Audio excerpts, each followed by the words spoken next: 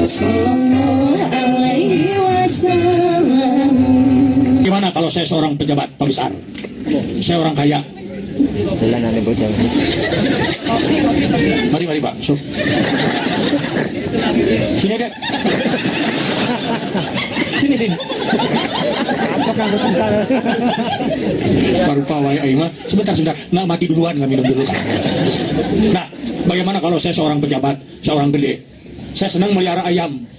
Sekali waktu ayam saya hilang, diambil oleh bapak ini. Ayam.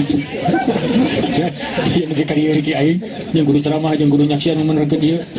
Nah, sekali waktu ayam saya hilang, dicari ke sana ke sini nggak ketemu. Ada yang laporan ke telinga saya, maklum ke orang gede mau banyak yang suka jilat. Pak, si Mang itu kemarin menyembelih ayam, belum tentu dia. Tapi karena saya orang gede, pejabat, orang kaya, saya samperin. Lu nyolong ayam gua? Ah, tidak Pak. Ah, tempeleng. Kalau iya, kalau tidak, sakit hatinya difitnah orang. Istrinya tidak mau suami ditempeleng orang. Ibu yang melahirkannya akan sakit kalau anaknya ditempeleng orang. Tapi hati sakit melawan tidak berani. Bayangkan bagaimana kalau orang itu bangun tengah malam. Lain fatah hajat, sholat malam.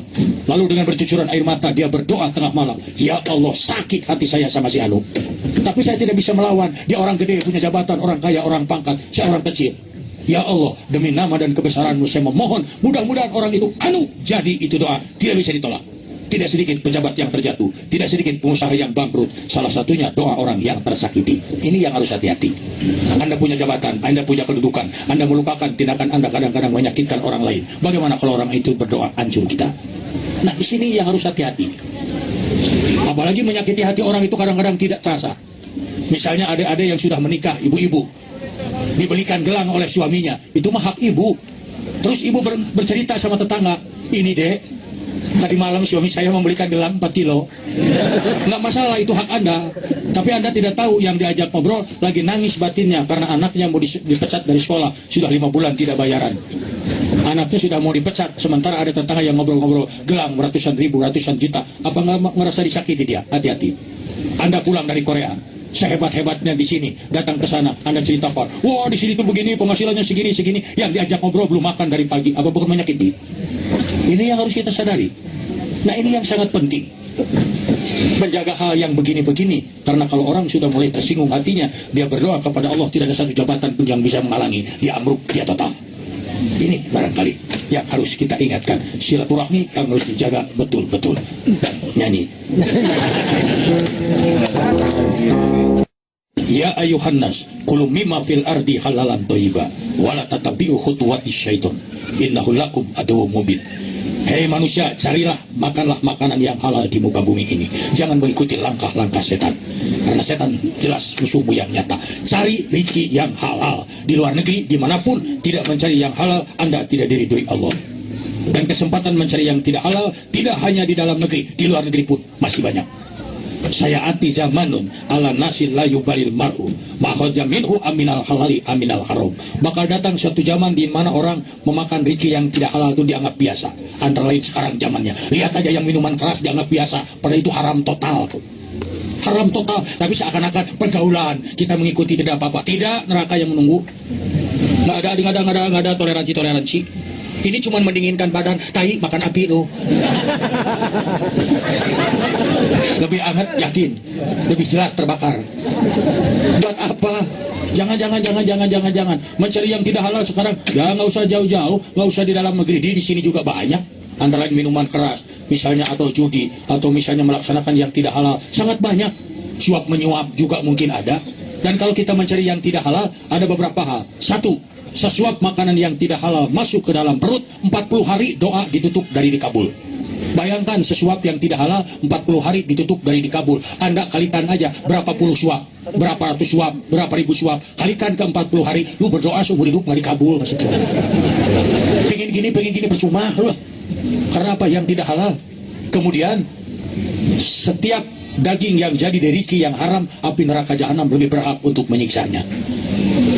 Kalau misalnya Anda makan yang tidak halal, minum minuman keras, makanan yang tidak halal, jadi daging, itu tidak masalah. Tapi Anda bawa makanan itu, bawa ke rumah, dimakan sama anak, sama istri, dalam darah anak-anak mengalir rezeki yang haram. Anda perhatikan anak-anak lagi berjalan, lagi nonton TV, dalam darahnya mengalir rezeki yang halal, yang haram. Apa tega menjerumuskan anak ke neraka jahanam? Ini yang harus hati-hati.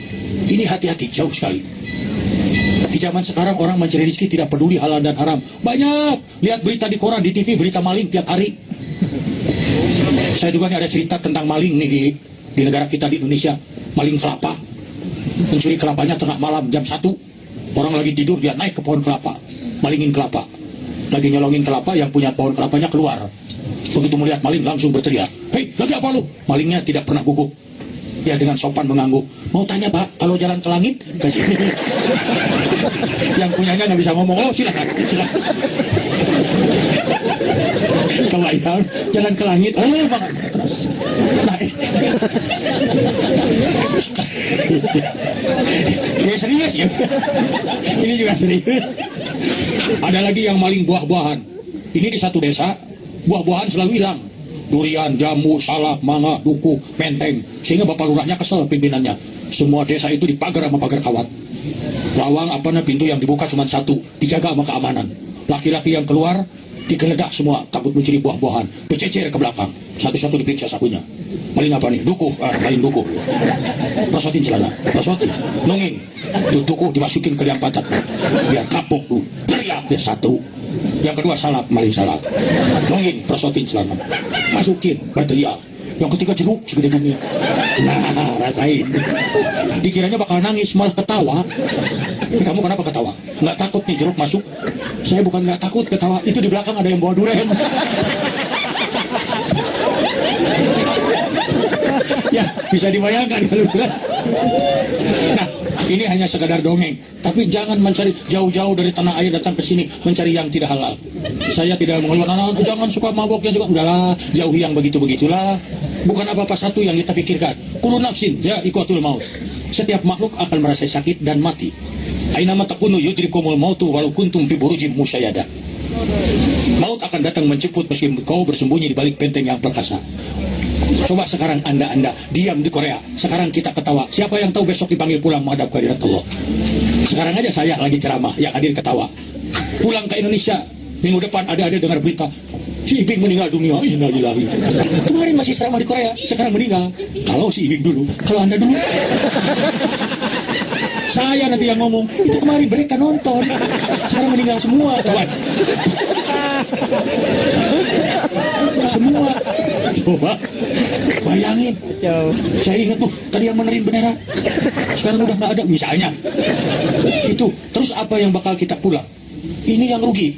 Sekarang kalau hari tadi aja Anda menyumbang masjid, menolong orang, membantu yang susah, yang repot, itu pahalanya besar. Terlewat aja sholat asar yang hari ini, semua pahala yang hari itu terhapus semua. Gone with the wind, hilang tak berbekas. Ini yang harus diingat. Makanya saya mengingatkan di dalam kesempatan ini, masalah kakum fisafur qalu lam naku minal mussolin. Kalau ditanyakan pada mereka apa yang menyebabkan masuk neraka, mereka menjawab, dulu kami tidak sholat. Biar lu gaji ribuan dolar per hari, kerja di luar negeri, sholat ditinggalkan, neraka jahanam yang menunggu. Ini ajaran Islam. Tidak ada tawar menawar. Biar bagaimanapun.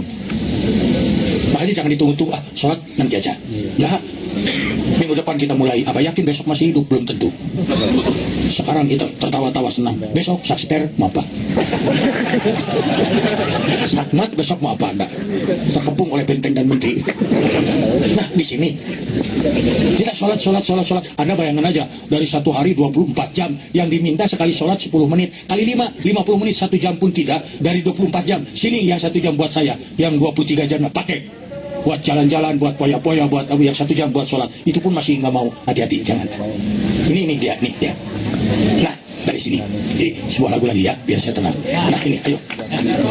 Bagaimanapun resesinya, dengan bersyukur hidup menjadi tenang. Tenang aja Pak.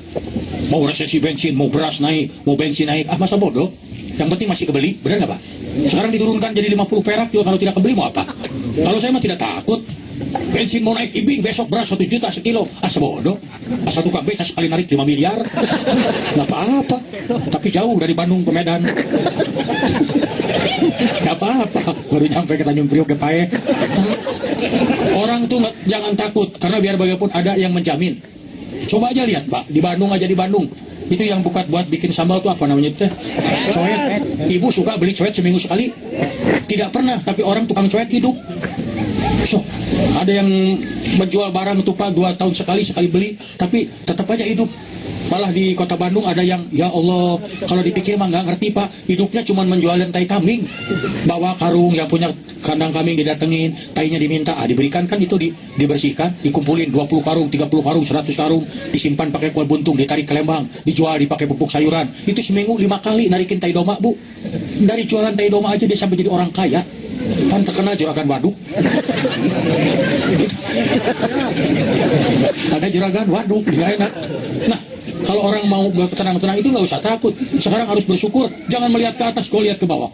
Mungkin ada di sini bekerja. Waduh, kita capek, Kang Ibing. Di sini kerasnya, kerjanya mati-matian, disiplinnya keras. Loh, Anda harus bersyukur. Berapa ribu yang pingin ke Korea? Sekarang buka pengumuman. Dibuka untuk mencari karyawan ke Korea. Itu yang ijazah sarjana aja, saya yakin banyak yang lamar. Siapa yang tidak mau ke luar negeri? Anda sudah bersyukur. Anda merupakan sekian orang yang bisa menginjak tanah luar negeri, tanah Korea. Coba bayangkan berapa banyak yang mau ke luar negeri, yang lulus sarjana aja pengen ke luar negeri Korea, belum tentu masuk. Apa ini nggak bersyukur? Ini yang harus disyukuri. Kadang-kadang saya juga merasa bersyukurnya, Pak. Saya bukan kiai, bukan ulama, tapi saya bisa keliling dunia kok ceramah. Ini karena apa? Cuma keadilan Allah semata-mata. Bayangin, saya bukan ulama, bukan kiai, tapi karena Allah menginginkan saya pergi juga keliling ke luar negeri, cuma buat ceramah begini dan ramai, anehnya teh. Coba, ini kalau dipikir-pikir, nah kiai juga pinter tapi tidak ramai. Nah, sekarang saya bodoh tapi ramai, dipanggil lagi. Tenang ya Pak. Udah kesini juga saya sampai, ya Allah ya Robi, ini paling berkesan Pak saya kesini. Saya keliling luar negeri ke Jepang.